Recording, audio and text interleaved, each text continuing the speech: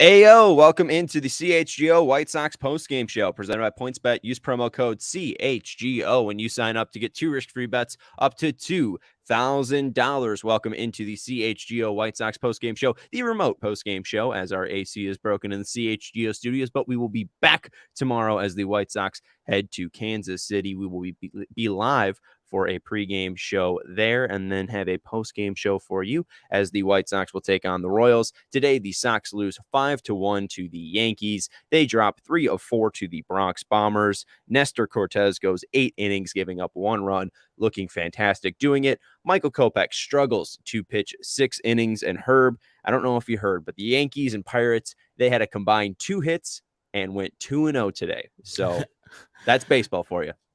That's what happens when your guys start getting wild. That's what breathed life into the Pirates offense with 2 walks by Hunter Green in the bottom of the 8th. And that's what breathed life into the Yankees lineup with 2 outs, nobody on. You have walk, single, walk, walk. And that's how it happens, man. Walks are good, friends. They're really good. Just as good as hits. Maybe the White Sox should learn about a little something about that. That's Herb Lawrence. You can follow him on Twitter at Ecknerwall23. I'm Sean Anderson. You can follow me on Twitter at Sean_W_Anderson. The White Sox did not walk today. They lose 5-1. They had 4 hits, scoring 1 run on an Adam Engel solo home run in the 8th inning. The Yankees scored 3 in the 2nd and didn't look back after that. Joey Gallo gave them some insurance in the 9th inning with a home run to give it a 5-1 final. And Herb, like we said, the Sox lose 3 of 4. And I think the biggest thing we're taking away before we get into the Michael Kopech pitching performance, before we get into the offense and Nestor Cortes versus the Sox offense, let's just talk about some of the frustration, because we talked a little bit about it in the pregame show, but it's just another series, right? This is what I keep being told. It's 162. They all count the same. If it's a win is a win. If you win 4 straight against the Royals and 4 straight against the Yankees, at the end of the day, they all end up in the win column, right? Correct. You see Rick Hahn saying, it's a playoff-like atmosphere, but at the end of the day, it's just a benchmark. It's just a thing that happens because that is May baseball and it's not October baseball. But I feel a lot of frustration in our comment section. I feel a lot of frustration on Twitter. And I don't know if you're feeling frustrated, but watching the White Sox up against a true playoff team, the best team in the MLB right now, this was a frustrating series to watch. I think it is frustrating because we're supposed to be at that level in the orbit. Maybe you're not as good as the Yankees, but close to the orbit. And this weekend has the realization, for me at least, that the White Sox are nowhere near the Yankees. We already knew they weren't near the Houston Astros last year after the playoffs. We probably knew that during the regular season. Again, the White Sox win one of these games. It's better than getting swept. But that's the realization I come away with this weekend. It's just like, those are 2 different teams, 2 different philosophies. That team cares. That team is a team that is to be reckoned with. I don't know if people see the White Sox, except for the Central teams, and get up for them. They're just also-rans. You can just do this to them all game long. You can pummel them all the time. You can get 2 outs in an inning and score all your runs for the game with nobody on base with that 2-out designation. Is that where you'd like to start, Herb, with this one? Is that the most frustrating part, is getting 2 outs in the second inning? God, it's the worst. And I know he's not trying, and I know it's not a thing, but the thing we say about Dylan Cease, he doesn't do that anymore. And so he's become an elite pitcher because he doesn't have the bad inning anymore. Michael Kopech, while he had a sub-1 ERA coming into this game, has every game just one hiccup, and it's usually in the first inning where it's just doesn't get it, and he loses it in the middle. This is the maturation from thrower to pitcher that he hasn't got to yet. So I'm not blaming him, because I know sometimes you just lose your stuff. And you will have the breakdown of what he had in that inning. it looked like he could only get over this fastball. And when he did get that over, it wasn't great. Yeah, it was not great. I mean, let's just talk about it because it was such an odd game for the White Sox and the Yankees. Because in the first inning, Michael Kopech did exactly what I wanted him to do. He went 1-2-3. He started using his fastball early in counts, and then he used his slider to get out of it. Against DJ LeMahieu, he started him off with, I'm pretty sure, 4 straight fastballs. Yep. His first slider perfectly located, low and outside, a weak grounder, 1 out. Then Aaron Judge comes up, 2 fastballs, a slider, then an out. And then he goes, I think, back-to-back fastballs. But, I mean, that's what he was doing to Rizzo. 1, 2, I think it was, Rizzo. 1, 2 fastballs back-to-back.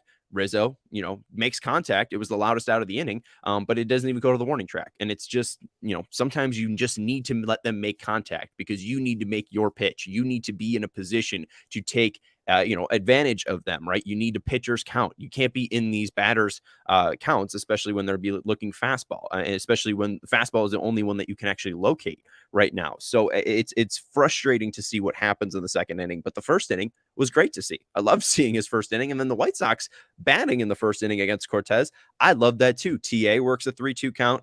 I know people were upset that he swung at ball 4, but TA is going to swing at balls out of the zone, but he put good wood on it. He just hit it directly at Donaldson. Then up comes Andrew Vaughn, who had a good at bat as well, went 3-2. That was great to see. Still got out, right? 2 outs there for the Sox, but they're making Cortes work. Robert comes up. He extends his hit streak. That's great to see. He ends up having 2 hits on the day, but he smoked that ball, went the opposite way. Good job, Luis Robert. And then José Abreu comes up.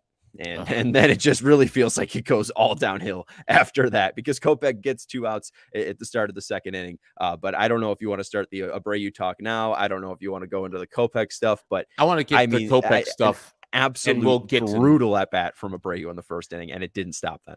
Yeah, we'll get into him a little bit later. But that second inning, he gets Giancarlo Stanton to fly out to Adam Engel. Then Josh Donaldson hits the ball to AJ Pollock. 2 outs, baby. We're in the house. Joey Gallo's up. Fastball, changeup, fastball, walk.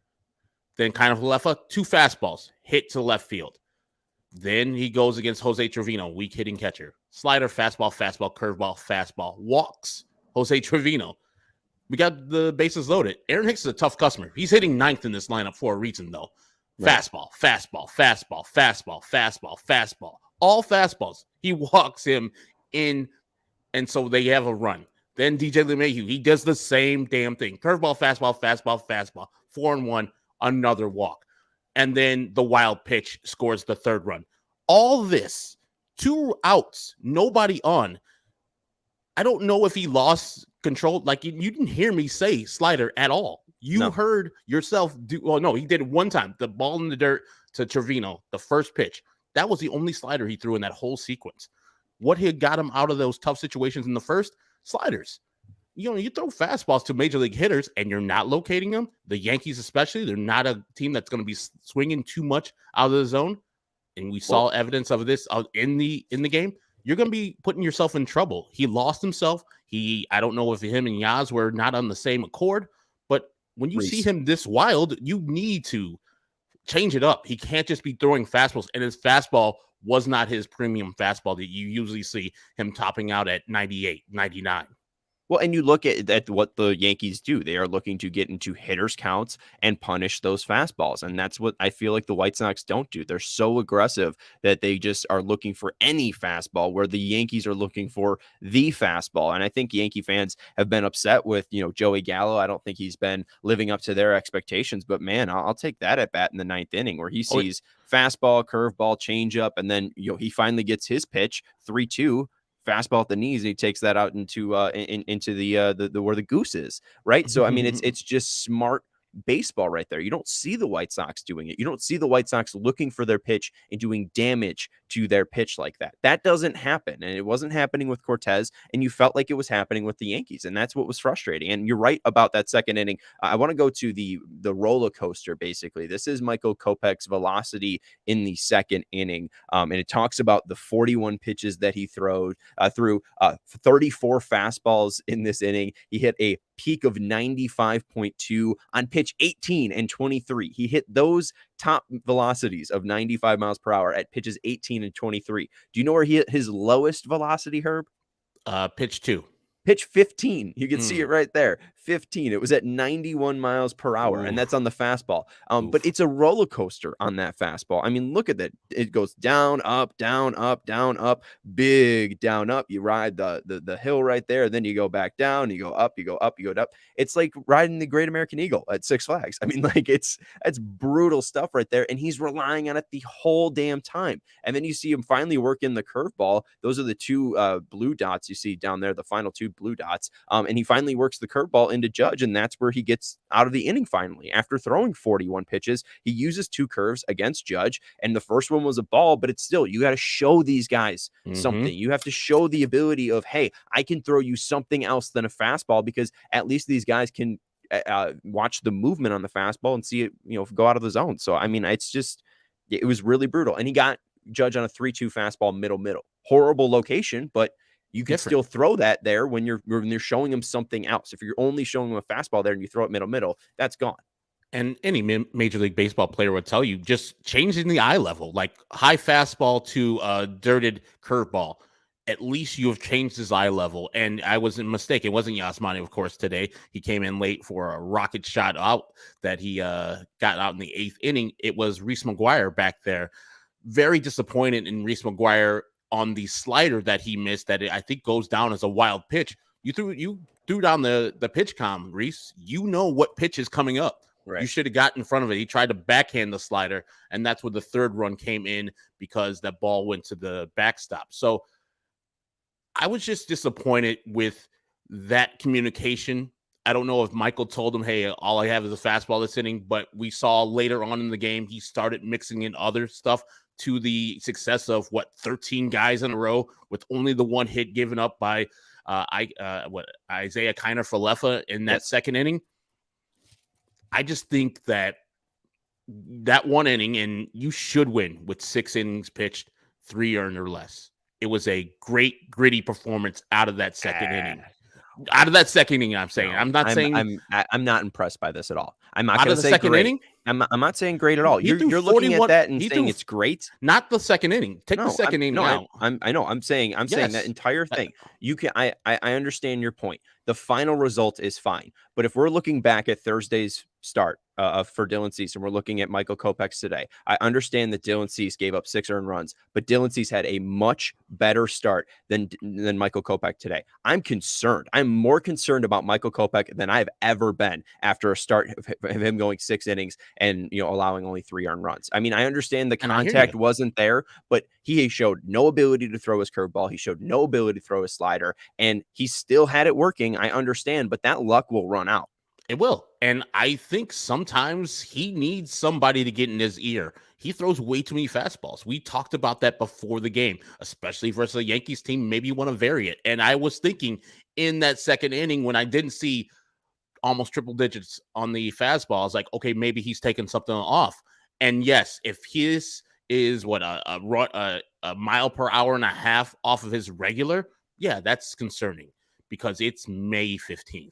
Mm-hmm. We have a bunch of games to go, a bunch. And his next start will be in the boogie down, will be versus these very same Yankees. So I thought it was an impressive job to get from where he was to where he finished up. I know you love the Cease start a little bit more. This one is a maturing pitcher that hasn't hit the peak yet. So this is a guy skating by the skin of his teeth. Yes. This is all he had. Dylan Cease challenged hitters and showed them what the fuck was up. They swung and missed at 20 of those damn pitches. Michael Kopech couldn't fool a fucking squirrel up there. That was brutal. And that was goddamn brutal. That's pitching, Sean. No, that's pitching. When you don't have a lot and you don't have the premium stuff, going through a lineup like this, like the way he did, and getting outs especially after adversity, I think is a great job of pitching by Michael Kopech. I'll take this from Michael Kopech every time. No, This is I would. scary. This needs help. This needs true help. I mean, he went away from his slider completely after getting outs with it in the first inning. That has to be concerning. Can we look at the pitch mix here, Steven, just looking at the called strikes and whiffs, and we'll be able to see some of the velocity stuff as well with Kopech, because we'll get into it. I mean, in the third inning, he did bounce back, and I did like it. I mean, Yes. Stoney talked about it. McGuire talked about it, or it seemed like McGuire and Kopech talked. You see 6 fastballs, 3 curveballs, and 2 sliders in the third inning. This is the entire game for Kopech. 69% fastball. Nice. 63 total out of 91, 20 curveballs, 7 sliders, 1 changeup. But the big thing is, I mean, 3 whiffs on his 4-seam fastball. That's not a Michael Kopech day. You see the average pitch velocity down by 1.6 miles per hour. That is not a Michael Kopech day. And I'm concerned that he might have dead arm at this point in the year, if the fact that he's at 90 miles per hour. And that curveball is nothing special. I mean, he did get 4 whiffs on it, but I think it was just the fact that guys were surprised it was coming. But still, I mean, it's still below average when it comes to called strikes and whiffs at 25%. The average is 27. I mean, he really wasn't. It wasn't impressive. I mean, I just think that if this happens, in 5 games, I think you're going to have 3 or 4 bad starts. I think that the Yankees were too aggressive. I think that played into his hands, and I think it just hurt Cease. Cease was too in the zone, but for Cease, that's something that he needs to be, because most guys will swing and miss. The Yankees aren't that, but I think the Yankees' aggressiveness hurt them today, and Kopech pitched into that, but that's not going to happen every single game. No. But the fact that you see the slider down at 8% of the pitches he threw today, he's usually at 20. I said tick that up to 25 before the game, but I can believe that he didn't have the feel for the slider today. If he had his slider like he did in the first inning, which the slider he threw to, I think, Judge caught a lot of the plate, and Judge just popped it up. But so maybe he knew that the slider is not going to be the thing today. And the fact that he only threw it 7 or 8 times tells me that he didn't have it, because it's a weapon. And if you have that type of weapon, you don't go to the curveball, which is not fully formed yet. That slider is a little bit better right now. So he didn't have it today. So I find this performance to be not only acceptable, but to be great. I'm because confused, you didn't have what you usually have, and you still battled through one of the top lineups in he battled baseball. He battled and lost. He battled and won all of his wars, right? Cease battled and lost all of his wars. But I'm more impressed with how Cease battled. And the thing from Kirk here, and I'm not trying to bash Kirk. Kirk's always in here. We love Kirk. We appreciate Kirk. He said, LMAO, no way, Sean. Cease got destroyed by throwing fastballs to the best fastball hitters on the team. Kopech threw 69% fastballs today. Hello. Cease threw around 40% yesterday. I mean, like, he was mixing pitches to Stanton. And the one thing with Stanton, too, he threw 2 fastballs to him, and then he ended up hitting a home run on the second one. That's Cease back on Thursday. But it's not like, it's not like Kopech wasn't throwing fastballs to Stanton. That was the first at bat that he had against Stanton. I ended up posting about it on Twitter. The fact that I was like, oh, you have to avoid throwing fastballs to Giancarlo Stanton. Look at what happened with Dylan Cease and Giancarlo Stanton. That first at bat that he had against Kopech, fastball. He threw 4 fastballs to him. Yeah, I'm not buying this. He got lucky. You can say that, but MJ brings up a point that we talked about off the air. Also, a good reason why we couldn't rely on him and not replace Rodon's role. But we don't need to keep talking about Rick's offseason. Like, yes, going into this season with Michael Kopech as your 4th starter and your 5th starter being Dallas Keuchel was a mistake, because you know that Michael Kopech has not started a full season as a starter. He hasn't done it at all. So he was going to be on an innings limit no matter what. And as your 4th starter or 5th starter, that's going to be trouble. You needed to have some security, some insurance. And Vince Velasquez, while pitching better than he has pitched poorly, is not it. Same thing with Dallas Keuchel. Great job yesterday. You're not it either. So not having Rodon, which I did not have a gripe with, but now in hindsight, it's a huge miss by the White Sox and Rick Hahn. So this guy, Michael Kopech, probably will be on an innings limit, and he'll probably be stopped at a inning where you're not going to be happy. Not you, Sean, but you out there who is a listener. And definitely, If you want to join us in these conversations as you're listening to the podcast, send us a text, send us a tweet at CHGO_White Sox. We're here for you. Can I ask about, I want to go to, I'm sorry, I'm looking now for another one. Where was it? Dead arm after, it was Jack Strinnett saying dead arm after 20 innings. Here's the data behind that. Michael Kopech's lowest fastball heading into today in his entire career was 92.3 miles per hour. Today, his lowest one reached 90.7, and he hit it multiple times. He was under 92 multiple times. That's why I think it's dead arm, and that's why I'm concerned about that hurt. But the Rodon thing, obviously, that's an issue with him too. I mean, right now he looks great because his arm wasn't dead, but that was the first instance, or that's the instance that I think of when we think of dead arm, was Rodon last year. And he ended up coming back and battling against the Reds and having a great start in September against the Reds, even though his stuff was around 92, 93. Like, that stuff can play, but that's not how Michael Kopech plays. And that's the concern. What makes Michael Kopech great is this big fastball with this crazy deceptive movement that rises to hitters, like you're saying. It's this great sweeping slider. We have not seen that great sweeping slider. We have not seen that powerful fastball consistently, and that's the dangers in stretching out somebody. I'm concerned that already here on May 15th, after 30 innings, we are seeing some dead arm. And I think that it might be something that we'll have to watch and see, what they say about it after the game today. It is a concern. And that's why I think that Rodon was so important, because Keuchel's worth 18 million right now. Cueto was worth 4.2. They're supposed to call him up after the game today. Velasquez was 3 million. Let's see. That's 7.2 million plus 18. That's 25 million. Carlos Rodon signed for 22 million. That I see as a mismanagement of assets. That's how I see it. I see that as a mismanagement of funds. You fucked up there. I agree. But this is what I wanted to ask you. You've already spelled out that Michael had less than his best. Are you not impressed with him battling through with less than his best? No, because, I mean, honestly, he was fighting for dear life. He was throwing the fastball, trying to figure out where it was going, and he was choking his curveball, and it wasn't impressive. I mean, I think that if you had a more patient team, Michael Kopech would have gotten knocked out by the fourth inning. But the thing that helped him was that the Yankees were just going up there and swinging. And if he threw a fastball in the zone because it was lower velocity, they were swinging. Their aggressiveness helped him get out of it early. I don't think that any of this was impressive by him at all. I mean, thank God that he pitched. I'm not a hater, but I'm not trying to say that this is a good start. This is concerning for me. And I mean, that could be concerning, but you can also say that I'm fairly sure Rodon's season will be over by early July. Well, guess what? That's going to be one hell of an impressive, March to July, where Dallas Keuchel is going to suck ass from March to September. Like, I'd rather watch at least 3 months of good pitching than I'd rather watch Dallas Keuchel, barely have a good start each and every game. And hey, he's been good for the last two, so maybe that'll change. But no, I mean, this is something that is concerning to me because, yes, Kopech got out of it, but I think he got out of it, and I think he got lucky. So you're stealing my thing, process over results. You're thinking the process wasn't good. I just think that he had a bad hand dealt to him, and he came up aces.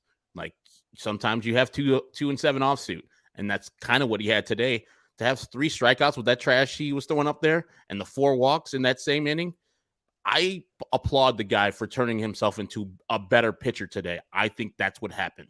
Well, he ended up throwing around 40. He threw 41 pitches in the second inning. I think he threw around 12 innings in the 12 pitches in the first inning. So he was around 50 pitches after the second inning, and he ends up throwing 40 pitches in the last 4. I mean, that shows but that's like, I get it. Like, yeah, that's how you do it. But I think the Yankees, if they were more patient, they would have really done it to him. But I guess I'm just, I'm nitpicking. You're a tough grader over there. But my thing is like, what if he has a dead arm? Like, what if James Fegan is out here, tweeting right now that, Michael Kopech is a dead arm and he's going to be, going to the IL for Those are 2 different situations. If he is going down on the shelf, that's a different situation. I just think what today was a chance for him to prove that he belongs on the upper elite. And sometimes you don't. If he had the stuff that he was throwing out there versus the Cubs or any of that, like that start, he had better stuff, but he just couldn't locate. And that's why he threw all those pitches. If he had that stuff today, I think it's a better result. And maybe he ends up with the Cease stuff. Like, he strikes out more people, but he gets hit hard like Cease did. I'm not saying that Kopech's start right here was better than what Cease did on Thursday, because Cease was other level, striking people out. When they got him, they got him. Today, I just think that Michael didn't have it. And so to battle through without A+ stuff, probably C- stuff, that's what pitchers have to do, because you're not going to have that good stuff all the time. And Michael needs to learn that. And you're not going to have people flailing at fastballs all the time. And that's what happened today, because the Yankees were patient in that second inning. So they knew that he wasn't going to get over anything else but that fastball. That's why he got that out by Aaron Judge on a curveball that wasn't great. Right. I'm just wondering what's the issue here, because, he's changed the slider grip, and I don't think he trusts that slider grip. He talked about his curveball. He's choking his curveball. So all he has is his fastball. And if his arm is dead now and he's going to be pitching at 92, like he's going to be going out there with C- stuff every night now. So, I mean, if he goes in and does this again, then that's just bad start, snowballing. It's snowballing. I'm trying to look at this from the last couple starts, because you're right. When he last played, the Cubs, he didn't have that great slider. He tried to bring it back in that start against Cleveland. He had it more against Cleveland on the 9th. But outside of that, like, he didn't have it against Kansas City. He didn't have it against the Cubs. Like, I'm still looking for him to show a consistency with his breaking balls, because I think really then every night it is a gamble. Like, will he have it? Will he not? And then will he be able to battle, or will he finally lose a couple of these battles? Because I think if people are able to finally figure it out, and he's still going in there with C- stuff, at some point that C- stuff is going to get C- grades. Oh, don't worry, Baloney. We'll get to the hitters, especially your man, José Abreu. All right. But this guy's got to do a read, though. The best way to support CHGO is to support the best way to support CHGO is to download the PointsBet app and use code CHGO when you sign up. If you do that right now, you get 2 risk-free bets up to $2,000. That's not it. If you make a $50 or more first-time deposit, you'll receive a free CHGO membership, which unlocks all of our web content, and you'll even get a free shirt of your choice from the CHGO locker. That's $2,000 in free bets, a free CHGO membership, and a free t-shirt from the CHGO locker, all for making more than a $50 first-time deposit at PointsBet. If you have any questions, you can email pointsbet@allchgo.com, and we will help you out. PointsBet is your home for live in-play betting, and it just got even better. Introducing PointsBet's newest feature, the live NBA same-game parlay. For the first time ever, you can build the perfect live NBA same-game parlay only with PointsBet. Combine your favorite bets anytime during the game, and if you want more, you can also boost your live same-game parlays. You can watch live, parlay live, and boost live with PointsBet. Online sign-up is available in Illinois. You can download the PointsBet app right now and register an account from start to finish, all from your phone. So what are you waiting for? Once the game starts, don't just bet. Live your bet life at PointsBet. Gambling problem, call 1-800-522-4700. That's for the people that aren't members already, or if you're wondering what being a member is about.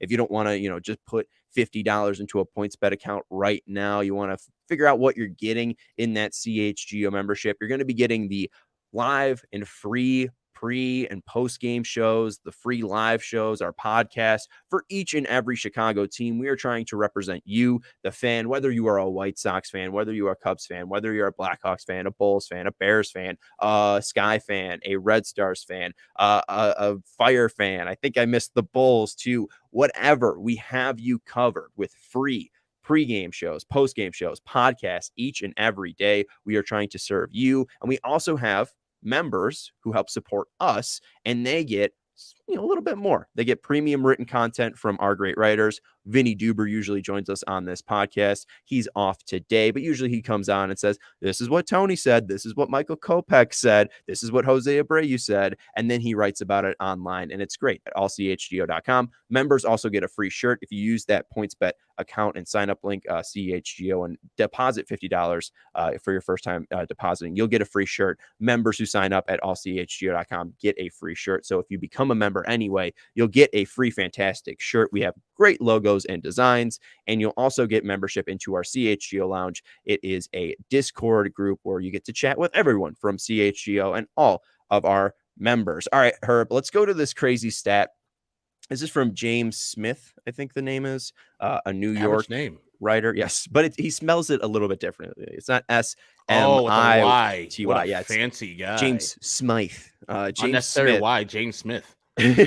James Smith 621 SMYTH. But Yankees 2-game spans of 15 plus innings, of 0 to 4 hits allowed, of 0 to 1 runs allowed, and 18 plus Ks. It's Roger Clemens in 2 games from October 14th, 2000, ALCS Game 4 and World Series Game 4. Mike Mussina in September of 2001, and Nestor Cortes in May of 2022. Nestor Cortes just had a great outing against the Kansas City Royals, going 7 innings, striking out 11 with 1 hit. And he just basically did it again to the White Sox. 8 innings, 1 earned run, no walks. I think it was 3 hits, right?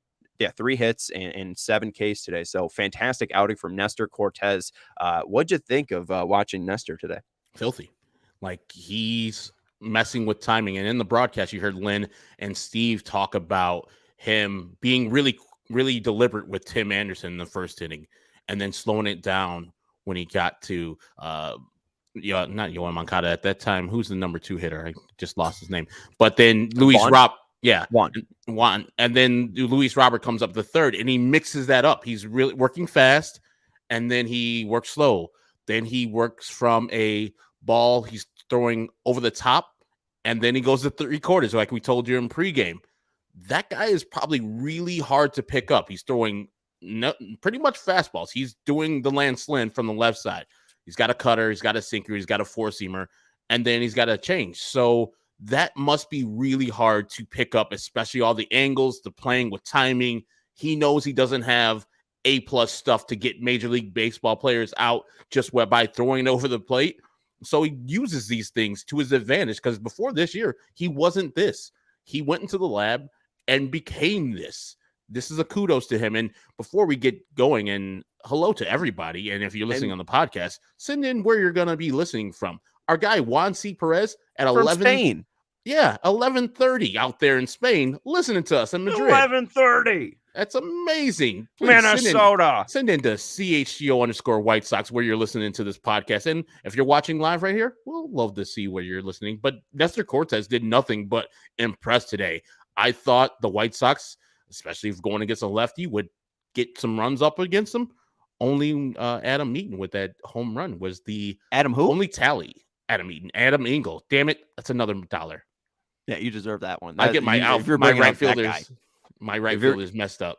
If you're bringing up that Adam, you're definitely deserving $1 here. From Boston. Yeah, Herb, who could expect this? Who could expect Nestor Cortes to have a good day against the White Sox? Only you. Only me. Isn't that funny? You predicted it before the game with a visual. You showed everybody. You said the White Sox will not do well against this. That's Sean Anderson. He tells you the weather. But then you went against yourself. You guessed yourself in the pregame and said the White Sox are going to win this. Like somehow, like they're going to come back and win. I think I said 5-3. It turned out to be 5-1. I was right that the Yankees would win this. I just think they're a better team.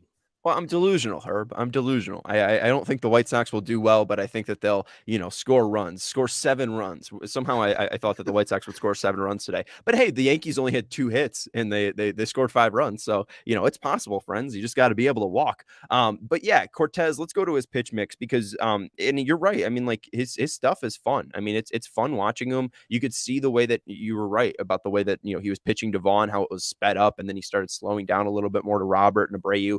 It was a lot of fun to watch. He ended up throwing very similar amounts of cutters and four-seam fastballs. His slider was effective enough until Adam Engel saw it and hit a home run, which is funny because the last time he played the Sox in 2021 in August, it took until the 6th inning for the Sox to score a run. It was Andrew Vaughn hitting a home run off his slider. So I think it's just funny how things like that work out. He wasn't overpowering. He did get some whiffs, though. 13 whiffs for a guy that doesn't have that blazing of stuff is really good. And it's all mainly on fastballs. 12 of his 13 whiffs coming on the cutter and four-seam fastball. But the big thing is the called strikes and whiff percentage. I mean, even on the slider, that is a breaking ball that is getting strikes all the time. It is getting a called strike 55% of the time, basically. Dumb. It's nasty. It's just real dumb. Damn good. And that's the pitch that Adam Engel hit out. Yes. Yeah, that's the pitch Adam Engel hit out. So, and he did a great job, though. That's the thing that the White Sox weren't doing. They were seeing fastball, and they didn't want to be late on the fastball, or they didn't want to let the fastball get by them. They didn't want to wait and sit on that slider. Engel did a great job of thinking fastball, waiting slider, following it down and turning on it. It was a great piece of hitting from him. But this is great stuff from Nestor. He was quick, he was fast, and let's go to the balls and play chart here on the map, and you'll see where he was. Herb, that's all the outs he got. Yeah, that's filth. Like he's in the zone, around the zone with all the pitches that he's getting outs with. Those are like 5 of them. 5 of them don't touch the zone, or no, it's 4 of them don't. And they don't in like 92. He doesn't have like great stuff. Like he's Burley-esque with a little bit more of finesse, a little bit more right now in his cutter. I don't know what he did in the offseason, but this is his third stint with the Yankees. And whatever he did in the offseason, he turned himself into a major league pitcher that they are depending on going forward. This is the difference between the Yankees being an all-Saran in the playoffs to going to the next level, because Garrett Cole is going to shove. You know that. You have that. You got a guy like nasty Nestor Cortes being the fifth starter when you start the season, and now he's probably your best pitcher, including Garrett Cole. That's something. I'll still take Garrett. I know I would still take Garrett Cole because of the pedigree and what he's put on the wall. Right. But who's pitching better? You just went over the Yankees stats. In the history of that whole organization, this guy's matching Roger Clemens and Moose Mussina. Yeah, and we got Mark chiming in from L.A., California. I said that one right. I screwed up Arroyo Grande earlier. And we got Dyer, Indiana from Dan from the 219. Thank you guys for checking in. Eric Fenton, he's in a submarine. What? In the middle of the Indian Ocean. What? Eric Fenton said he's in the middle of the Indian Ocean in a submarine. You think Eric Fenton's in the submarine in the Indian Ocean? We got Monica from Guadalajara. A yellow submarine. I don't know how do you prove that. You can only type here. There's no visual Eric can send out there. You can always send a text or a tweet to CHGO _White Sox, Eric, because the skeptical Sean Anderson doesn't think you're in a goddamn submarine in the middle of the Indian Ocean. I don't know. You got to get out in the middle of the Indian Ocean and take pictures for Sean Dalton Thomas over here. And thanks for telling him to text our Twitter, Herb. Thank you, Uncle Herb, for I'm telling us to text texting, tweeting, comments, the same thing. All right, well, let's get into where the White Sox were going wrong, and let's go back to that zone though. But that's the big thing with the White Sox here, and even there was a couple pitches like Vaughn had one that was he got 2-1 in the fourth inning against Cortes, and he got an 88-mile-per-hour fastball right down the middle, and he popped it up. But let's go back to the pitch map for Cortes where he got all the balls in play out. I mean, that's the red fastball right there in the middle. But you see it. I mean, it's all just that dark red and that lighter red. It's that four-seam fastball and it's that cutter. And it's all about moving that ball away from the barrel. And it's just about making sure that pitch is in the right location. So it's just off the bat. And you see that red dot all the way to the far right. That's José Abreu popping one out. I mean, it's just bad contact on pitches that are very hittable. And I think that the thing the White Sox were doing were just they weren't able to pick up the difference between the cutter and the four-seam fastball. Stoney talked about how Cortes talked with Corey Kluber, who was a former Yankee, to learn that cutter. And obviously the White Sox know a lot about Corey Kluber, but it's great for Cortes. I mean, fantastic stuff seeing that development from that cutter, that four-seam fastball. It's nothing special, but that shows you pitching right there. You don't need to be a Michael Kopech or a Dylan Cease with this crazy electric stuff because, hey, I mean, Kopech, I guess, proved your point, and the point that I'm trying to prove here, he usually pitches 96, 97. That usually is, accumulating into swings and misses here. He's throwing 92 today, and he's still getting outs. Yep, and you saw with the chart, if you're watching us live, it was all over the strike zone. It was up, down, right, left. That's how you do it. You're changing eye levels. You're not consistently inside, so they'll just look inside and just wait for whatever pitch it is, because the changing of the miles per hour for Nestor Cortes, it's not that varied like with his fastballs. It's like 88 to 92. So it's in between them. You're not going to be too off of his fastball if you're swinging early. But we saw one time when Andrew Vaughn, it was middle. He was like Bugs Bunny changeup style. He was way out in front of it. But that's how you pitch. You saw the White Sox probably looking dead red. I'm going to throw a cutter in your hands. Okay, next pitch. Here's a slider outside corner. He was working the zone. He worked well with José Trevino. I think José Trevino today, the catcher of the Yankees. They did a really fabulous job of game planning for the White Sox, understanding what they're going to try to do, and then executing it to a perfect 8 innings, 3 hits, 1 earned run, and 7 strikeout performance. And we'll talk now about José Abreu because he was one of the guys that he got. And real quick, and you're talking about, let's go back to the pitch map real quick. I know people on the podcast can't see that. Can we see the balls in play again, Steven? I'm so sorry. But it's exactly what you're saying. I mean, it all plays off the slider too. I mean, you see the slider on the outside there. You see the slider on the inside there. It's all in that just kind of area. It's never above the strike zone. It's never really below the strike zone. It's all east to west. And that's what I was trying to point you out. And maybe we'll keep seeing this with White Sox or or who has success against the White Sox, because if guys are able to really just keep it all in the zone and around that area, it really just negates all of the Sox power. And yes, they're still able to get 12 balls hit over 95 miles per hour today, but nothing lands. And that's the story with the White Sox. And that's why the walks end up killing them. But let's go to José Abreu. He ends up going 0 for 4 today with 2 Ks. He looks horrible, Herb. What are your thoughts on Abreu? He got the DH opportunity today, but is José Abreu in line for a day off? He should. There's 5 games coming up in Kansas City. The doubleheader on Tuesday. I expect him to be out that first game in Kansas City on the Tuesday. He'll be in the lineup tomorrow. That's guaranteed. And otherwise, I need him to, like, the metrics are decent. He's still hitting the ball decently hard, not as much as of late. But if you look at his percentages, they're not in the 99th percentile like they were earlier. But I just can't give up on my man José Abreu, but he definitely needs to be dropped down from the lineup and or have a day off because it's not hitting right now. Maybe some time just to think. Maybe Kansas City pitching works a little better for his bat, while the Yankees pitching is pretty top tier. Do you want to expand a little bit on giving up on Abreu? What does that look like if you're giving up on Abreu? What do you mean by that? I mean, like you're not giving up on him, but before the season, you were like, I see some things, that I don't like, and maybe this might be his last year.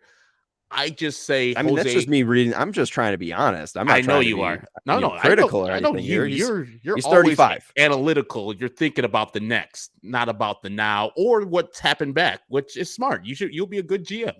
Me, I'm thinking, Thanks, hey, this guy has earned enough rope where he can say, I play when I want to play. Both when I want to post every day, or if I want to sign a contract with the White Sox and play another year. That I think he's got that respect from both Rick Hahn and Jerry Reinsdorf, and even including Tony La Russa. Well, so he deserves the respect for sure. He gets to choose when he gets to play. So for me to say he's got to sit down, I know he's not.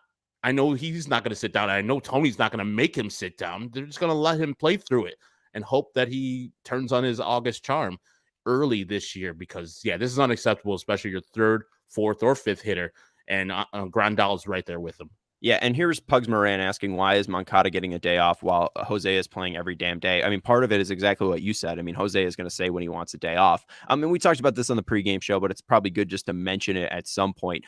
Moncada just got off of a rehab stint. They have 8 games in the next 7 games, and he just played in 3 straight. I think it makes sense to rest that guy. I'm not too worried about pushing Yoan Moncada a little bit, but it's fine that he gets a day off here because they have a lot of games to look forward to. And I would rather have Yoan Moncada play 4 games against the Royals when they have 5 games coming up than 4 games against the Yankees. That really makes no sense to me. Those Royals games are more important. They're in the division. I would rather see Moncada in games for those rather than the Yankees. And again, he played 3 straight games coming off a rehab stint. I have one more comment here, or one more graphic I want to go to. Sorry, I didn't send it yet.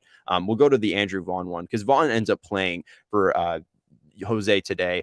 There was a pitch here. I don't even actually need the graphic, but I did like Vaughn's approach today. And it just makes me feel a little bit more excited for the future because even though José Abreu is a little bit later, and this is the thing that it was, I think this is his 3rd at bat, Andrew Vaughn.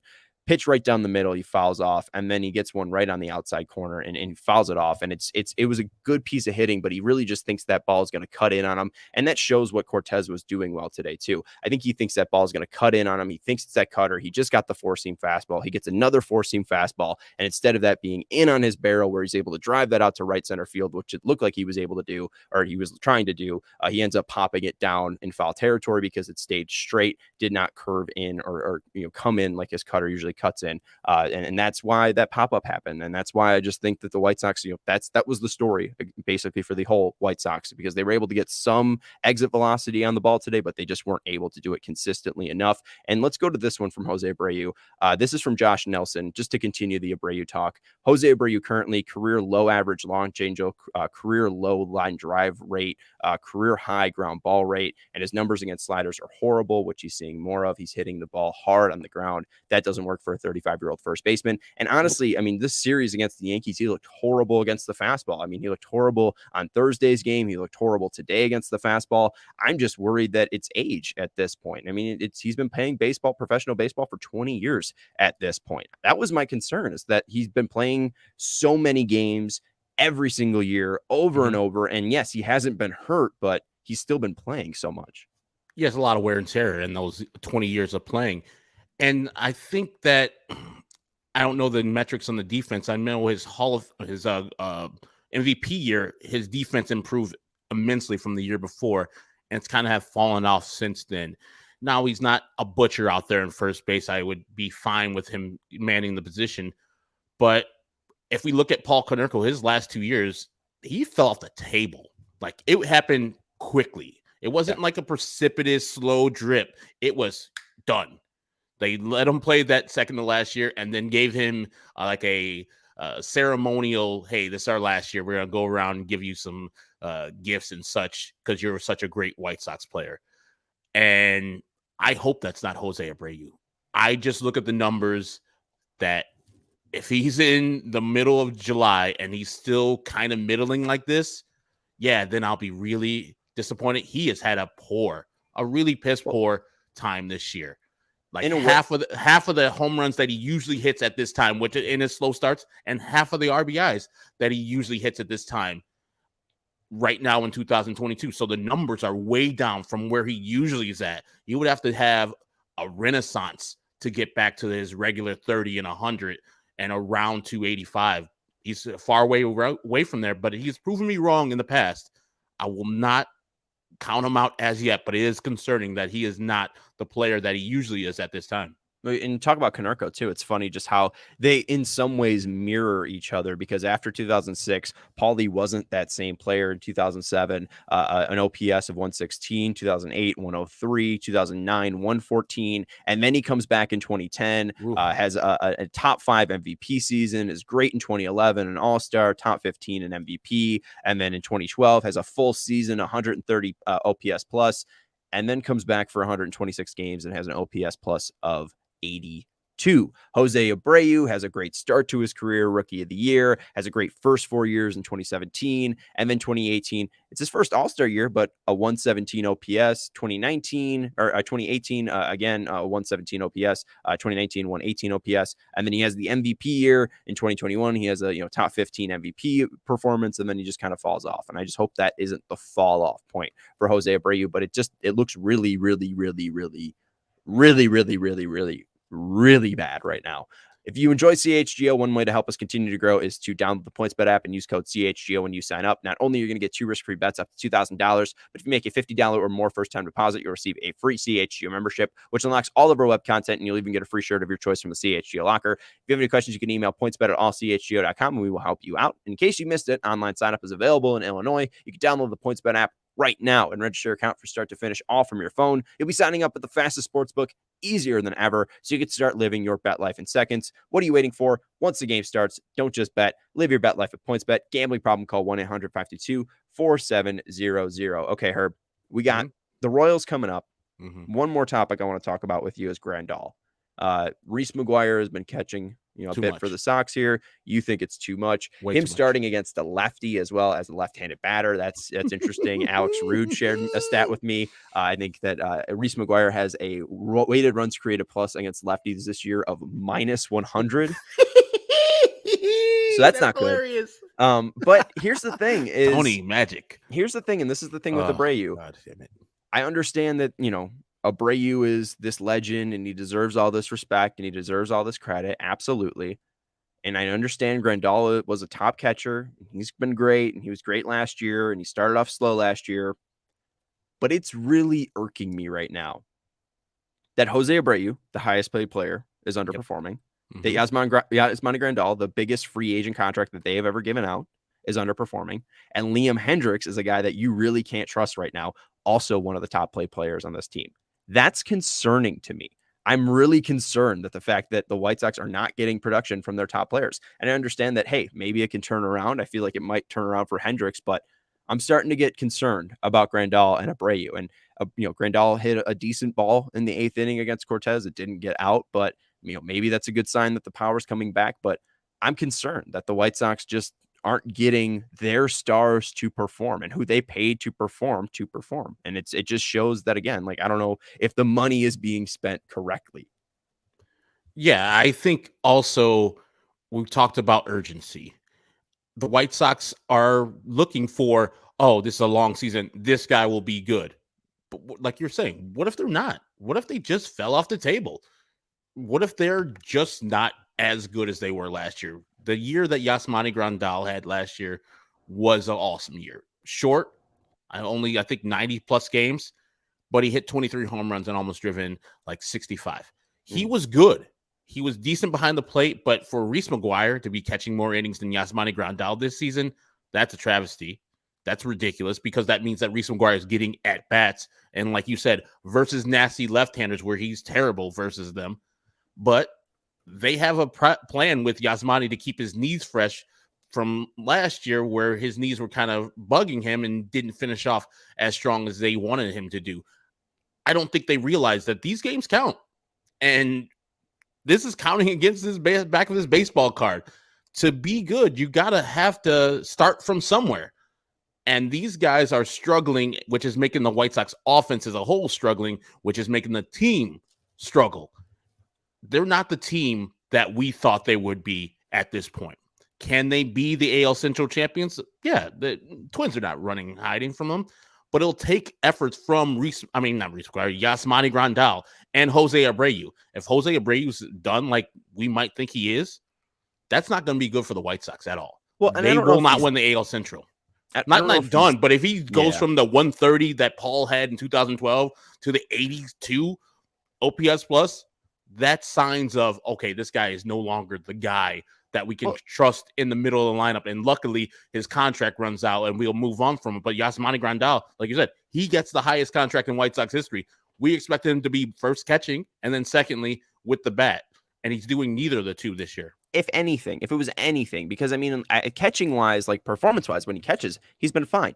He's been basically the same catcher that Reese McGuire has been, which is an above average defensive catcher. I like to see that. But the issue is, and it's exactly, part of it is what comes up with Alex Lord here saying José Abreu always starts off slow. He's Abreu. Let's all take a breath and remember how amazing this guy is. He will not fall off. Giving up faith on him is quite depressing and nauseating. I'm not giving up faith.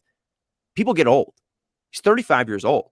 Yasmani Grandal just had knee surgeries. These could just be realities here. I'm not trying to talk like this is what is actually happening. 16 games, 16 wins, 17 losses, 32 games so far. Like, it is early on in the season, but these are the highest paid players not performing. These are highest paid players in a season where they need them to step up because Eloy's injured, because Luis goes down for a little bit, because Andrew Vaughn gets down. Andrew Vaughn should not be the best performing hitter right now. Tim Anderson's hitting. What are their excuses? Like, you guys have gone through the seasons each and every year. You know how to get ready. You know how to get prepared. I don't understand why it's taking them into May to have these performances. There was a stat shared in the comments section here saying that the White Sox now have a lower OPS than the Reds. The Reds, I don't even think have double-digit wins right now. That is pathetic. José Abreu and Yasmani Grandal aren't doing their jobs. I'm not trying to excuse them. They're not doing their jobs. That's just the damn truth. And I know if you ask those guys, they'll say the exact same thing. We're failing. Us specifically. We're supposed to be putting up these numbers by this time, and we have not done it. Our offense is piss poor. It's because of us. Yeah, Timmy leads us, but Timmy's numbers are real. Same thing with Luis Robert. His numbers are real. Right.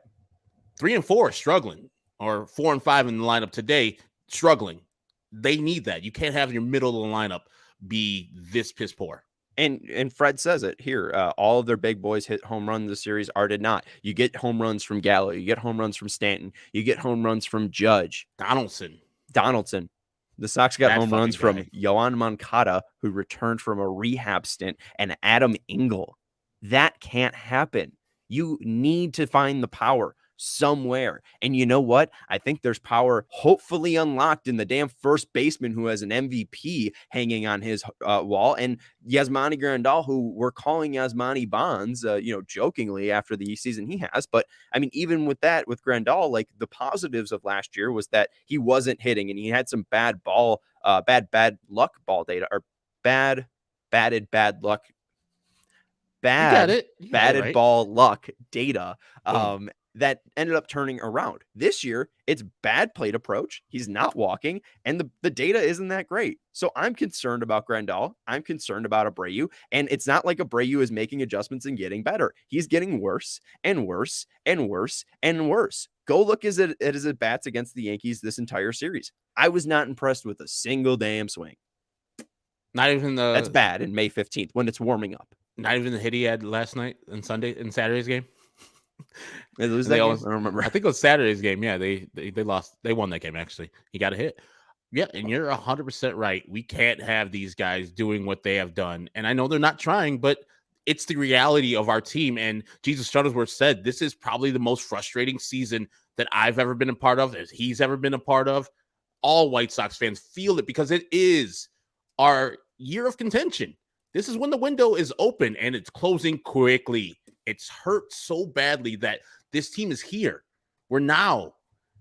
But you could also, I think, and for me, I can see that it's not.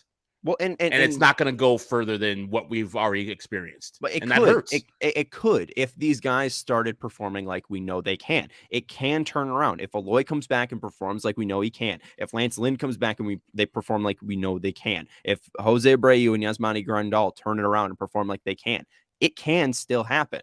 I just don't think that's too many ifs. So, yeah, it's a lot of things that have to happen for this team to beat that Yankees team.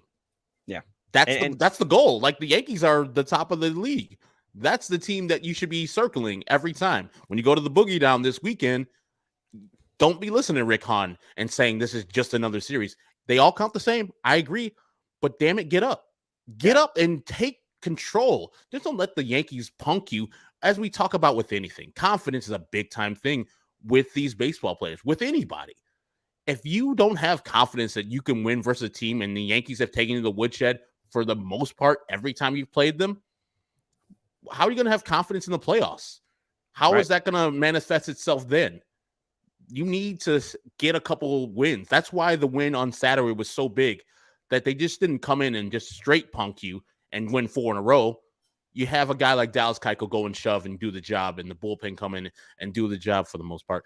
And you grab a win, a 3-2 win, walking off. That felt great because we weren't going to get punked. Next week, when we go to the Boogie Down, we need them to say, okay, the first pitcher we should have, I think, will be the same guy who pitched today, Michael Kopech. If everything's smooth, he should be the starter on Friday. And understand, hey, they did whatever they need to do to me on Sunday. Now it's my turn. I got my good stuff again today. Fuck them. Let's go. F Nestor Cortes. So you're pitching? Cool. Right. Excellent. You pitched excellent in Chicago. That time is over. And let's compete at the highest level and show the Yankees that we're no punk. That you can't just come in and run us over and then win games and sweep us in New York like you did last year. F that. That's got to be done. Yeah, I agree with you 100%. And going back to Abreu, since the last Boston game where Dallas Keuchel threw a gem in Boston where they won 3-2, Jose Abreu is 2 of 31 in his last 31 plate appearances. Friends, that's not good. He's not making adjustments. He's not getting better. It's getting worse and worse and worse. I feel like he's pressing and spiraling, and those are 2 bad things to be doing. I do have a couple things that I want to address comment-wise. Perform like we know they can is true for basically the whole lineup, and we have not seen it come together. Just to, again, say this, I think there's been like 10 games where Abreu, Robert, Anderson, Moncada, Grandal, Vaughn, maybe, I forget the other one, but that's when they've all played together. I mean, like, this is not, Jimenez. So when it's Jimenez, Abreu, Moncada, Grandal, Robert, Anderson, I think those 6 have only played in 10 games together. I mean, not only have you not seen it come together, for everyone yet, just because, they haven't been healthy. And I know that's an excuse right there. That's not the reason they lost today. But again, just overall, it's part of the reason why it's frustrating, because here is where José Abreu needs to lead. Here is where José Abreu needs to step up. Here is where José Abreu needs to put his contract, back it all up and everything. He needs to step up and help this team when they're injured, when they need help. He's not getting it. He needs to. He's not doing it. He's not performing. That's why I'm at least getting on him there. But it's interesting to see when these teams match back up on Friday, like you were saying. Seeing Kopech against that team, especially in that yard, will be interesting to see. And they do have 5 games coming up against the Royals. I'm expecting Johnny Cueto to be on the roster after today's game, and we will go through the pitching matchups between the Royals. The Sox and Royals will face off on Monday. They'll have 2 games on Tuesday, and they will have a game on Wednesday and a game on Thursday, right? Yep. All right, so then we're going to have still to be decided tomorrow versus Brad Keller. So the Sox will see Brad Keller on Monday. On Tuesday, the Royals are still determining their starters, and the Sox are still determining theirs. And then on the 18th, you have the Sox throwing out, I think it's Vince Velasquez, and then the Royals are going to throw out Greinke. So Greinke on Thursday, Keller on Monday, and you will have Vince Velasquez on Thursday for the Sox. I know the Sox are trying to work in Giolito. I know the Sox are trying to work in Johnny Cueto. And I think they're going to get Dylan Cease in there somewhere. What are you expecting pitching rotation-wise for the Sox? I'm expecting to have Giolito go tomorrow, Monday night. It's off of the COVID list. See what he can do versus the Royals. And they need him. He's their ace. Going against Brad Keller, who is the Royals ace and a guy that gives the White Sox troubles most of the time that he takes the bump. It's a big-time game that the White Sox needed. Being handed these 3 losses versus the New York Yankees tells them where they're at. And as Jesus Shuttlesworth said, win 4 or 5 versus the Royals. A team that's competing should not worry about that. I don't care, home, away. I know they won the season series last year. It shouldn't matter. This should be a series where the White Sox say, these guys are not us. They're not close to us, and treat them like the Yankees treated you. Right. And you need these. I mean, right now you are a below 500 team. In the middle of May, you just fell to 16-17. The Royals are 11-20. Royals are 7 games back of the Twins. The Sox are 3 games back of the Twins. The Twins are 20-15. And just to clean up those pitching matchups, because now I have the actual matchups. On Monday, it's still TBD. On Tuesday, it's still TBD. On Tuesday, it's still TBD. Dylan Cease will start one of the DH games, the doubleheader games. Vince Velasquez will start on Wednesday. Dallas Keuchel will pitch on Thursday. So those are the 3 of the pitchers that will be used in Giolito, and I'm assuming Cueto will be used in those games. I think Cueto will probably throw the doubleheader. He'll probably, if you're doing the correct thing, you would throw Cease in the first game so it can save your bullpen if, you go the opposite way when Cueto doesn't have it and he ruins your bullpen for the game. The only problem is Cease is pitching pretty quickly. This is only 3 or 4.5 days of rest off of his start that he had on Thursday. So he's pitching in the morning, 11 o'clock in Kansas City. So it's a little earlier, but if anybody can do it, Dylan Cease can do it and put up some zeros versus those Kansas City Royals. I think he's got to feel confident too after what you said early in the show. Yeah, he gave up the 6 earned, but 11 those some bitches said bye-bye in the innings he was in there. That's some filthy stuff that's only been done by Carlos Rodon as of late. Yep, so he's got to take that like you take it. It's encouraging. Yes, you gave up the runs, but they weren't seeing you also. I honestly think that Dylan Cease is going to have an electric start against the Royals. I think you'll see 7 innings. I think you'll see 10 plus strikeouts, and it will be fun. It will be very, very fun to do a post-game show that day. We'll have post-games for you on Monday, Tuesday, Wednesday, and Thursday. Vinny will be out in Kauffman Stadium, so that should be a blast. I want to end it just with this Michael Kopech quote, and I want to get your reaction, and then we'll wrap it up. That's Herb Lawrence. You can follow him on Twitter at Acknerwall23. He's the CHGO White Sox community leader. I'm Sean Anderson. You can follow me on Twitter at Sean_W_Anderson. And Alexander's wondering, I thought it was 10 days minimum for the COVID list. He will be off of it because I don't think he's symptomatic, and I think that he also is vaccinated. So correct. I think they have different understanding. So Giolito should be able to come off the COVID list and play. That's everything that I'm getting from the White Sox beat reporters and media, that Giolito shouldn't be in too much of a concern for the Royals series. But let's go to Kopech today. I didn't really have much of my stuff today, if anything. Asked about his velocity being down, he said, I think it could just be feeling a little bit out of sync. I don't know, to be honest with you. It wasn't there, but I made do with what I had today. What do you think of that? That's exactly what both of us said. He didn't have his stuff, was what I said. And then you said right there, he doesn't know what's going on. The dead arm is in there. He doesn't know what's going on. So it doesn't seem like he feels he's injured. He would, notify somebody, hey guys, this is not real. Right. It's a dead arm period. That's what he's going through right now as a first-year full-time starter.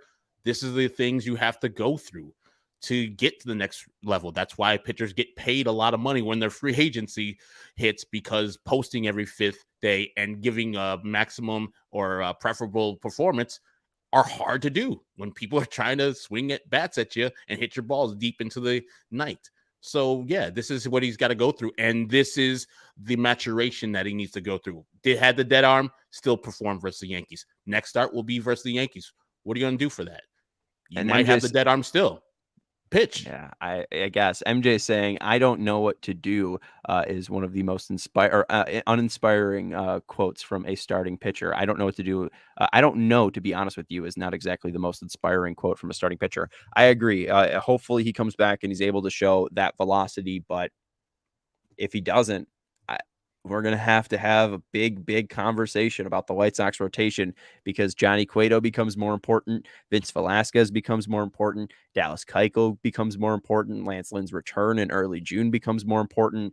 If they lose Kopech and Crochet, Rick Hahn's going to get a lot of obscenities thrown towards him by me. I'm going to be honest with you, especially if Carlos Rodon cooks tonight against the St. Louis Cardinals, because that move, the more and more we get away from it, the more and more it just stings and it just doesn't feel right, Herb. But we will see how the story develops, because we will be with you 5 days a week. We will have you covered for Monday's game, 2 Tuesday's games. We'll have you covered for Wednesday's game and Thursday's game. Vinny will be out in KC, so we'll have him for those shows, and it will be a blast to cover the Sox versus the Royals. Herb, final prediction time before we're out of here. The Sox will take how many games out of 5 versus the Royals? 3 out of 5. They should take 4. I think they're better than the Royals. I think they know that they're better than the Royals. And the pitching matchups pretty much line up for better results versus the Royals, because you should have Giolito, you should have Cease, and Vince Velasquez hasn't pitched poorly this year. And I think that'll be decent for him. I'm excited to see what Johnny Cueto has. Yeah, I'm excited to see what Cueto has too. I think that will be the one game they lose, especially just with Velasquez, Cueto, and Keuchel all making starts in this series. I just have a feeling that 4 is probably a safer prediction here. 4 out of the 5 that they'll win. That'll be a little bit safer, because they'll have to face Daniel Lynch once. So apparently that will really knock them off their ability to hit. But that'll be my prediction, 4 out of 5. But that's going to do it for the CHGO White Sox podcast. You can follow us on Twitter at CHGO_White Sox. That's Herb Lawrence. I'm Sean Anderson. Thank you to Stephen Nicholas for your great production. And thank you to you guys for hanging out in the YouTube live chat, and all the people who listen on their way into work or their way home from work. We appreciate you hanging out with Herb and I, recapping the Sox 5-1 loss to the Yankees. We'll be back all throughout the Royals series, and we will talk to you this week. Go Sox.